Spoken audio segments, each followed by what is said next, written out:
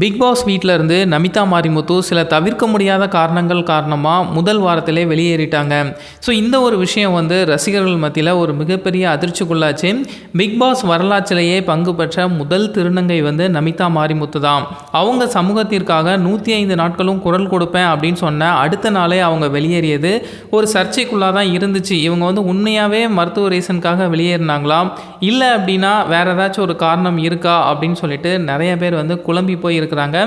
ஏன்னா அதுக்கு முந்தின நாள் தான் தாமரை செல்வி மற்றும் நமிதா மாரிமுத்து இவங்க 2 பேர்த்துக்கும் இடையில ஒரு மிகப்பெரிய வாக்குவாதமே நடந்துச்சு. இவங்க 2 பேரும் போட்டுக்கிட்ட சண்டையின் அடிப்படையில் தான் வெளியேறினாங்க அப்படிங்கிற மாதிரிலாம் நிறைய சொல்லப்பட்டு வந்துச்சு. இதில் எது உண்மை எது பொய் அப்படிங்கிறது எதுவுமே நம்பவே முடியல. ஸோ விரைவில் இந்த பிக் பாஸ் எல்லாம் முடிஞ்சதுக்கப்புறம் அவங்க சொல்கிறதுக்கான வாய்ப்பு அதிகமாக இருக்குது. அது ஒரு பக்கம் இருக்க, இப்போது நமிதா மாரிமுத்து தன்னுடைய சமூக வலைதள பக்கத்தில் ரசிகர்கள் கேட்ட கேள்விகளுக்கு அவங்க பதில் அளிச்சிருக்காங்க. அதில் மோஸ்ட்டாக கேட்கப்பட்ட கேள்விகள் என்ன அப்படின்னா, மறுபடியும் இந்த பிக் பாஸ் வீட்டில் ஒயில்ட் கார்டு என்ட்ரியாக வருவீங்களா, எப்போ இந்த பிக் பாஸ் வீட்டில் உங்களை பார்க்கலாம் அப்படின்னு சொல்லிட்டு நிறைய கேள்விகள் கேட்கப்பட்டுச்சு. அதுக்கெல்லாம் அவங்க கொடுத்த ஒரே பதில் என்ன அப்படின்னா, உங்களுடைய இந்த ரிக்வெஸ்ட்டை நீங்கள் விஜய் டிவி கிட்ட போய் நீங்கள் அனுப்புங்க, அதுக்கப்புறம் நான் பார்க்குறேன் அப்படிங்கிற மாதிரி சொல்லியிருக்காங்க. ஸோ அவங்களுக்கு மறுபடியும் இந்த பிக் பாஸ் வீட்டுக்குள்ளே போகணும் அப்படிங்கிற ஒரு ஐடியாவில் தான் இருக்கிறாங்க.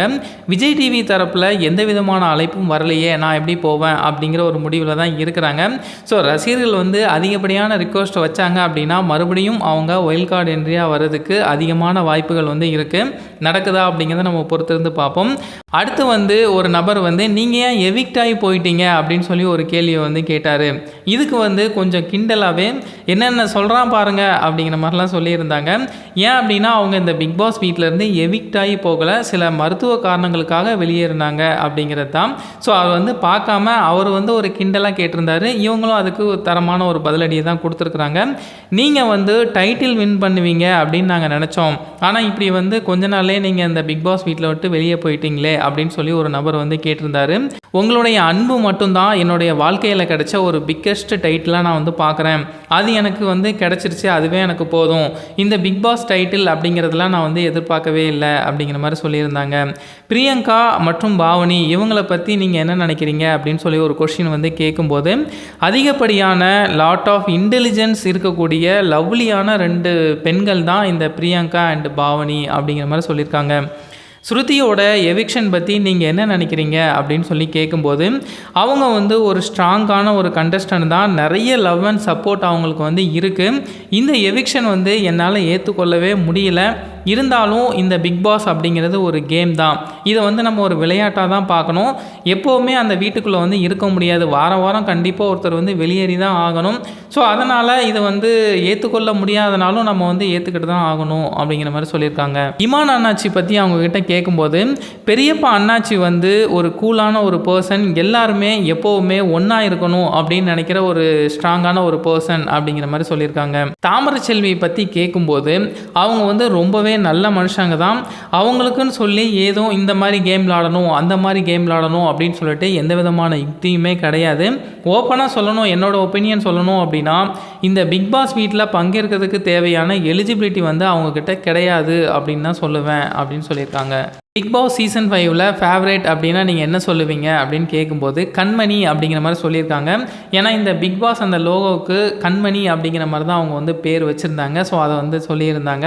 இந்த பிக் பாஸ் வீட்டில் நீங்கள் கொஞ்ச நாள் தான் இருந்தீங்க, ஏன் இப்படி அவசரப்பட்டுட்டீங்க அப்படின்னு சொல்லி ஒருத்தர் கேட்கும்போது, இந்த பிக் பாஸ் வீட்டில் 5 நாள் ஆகட்டும் இல்லை 100 நாள் ஆகட்டும், நேற்று சிபி சொல்லியிருந்தார், ஒரு நாள் இருந்தாலும் இந்த பிக் பாஸ் வீடு அவங்கள ஹீரோவாக மாற்றிடும் அப்படின்னு சொல்லியிருந்தார் இல்லையா.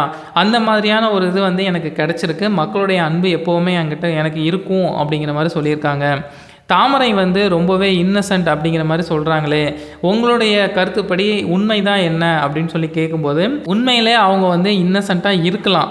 ஃபேக்ட் என்ன அப்படின்னா, இந்த கேமுக்கு அவங்க ஸ்ட்ராங்காக இல்லை அப்படின்னு தான் நான் சொல்லுவேன் அப்படின்னு சொல்லியிருக்காங்க.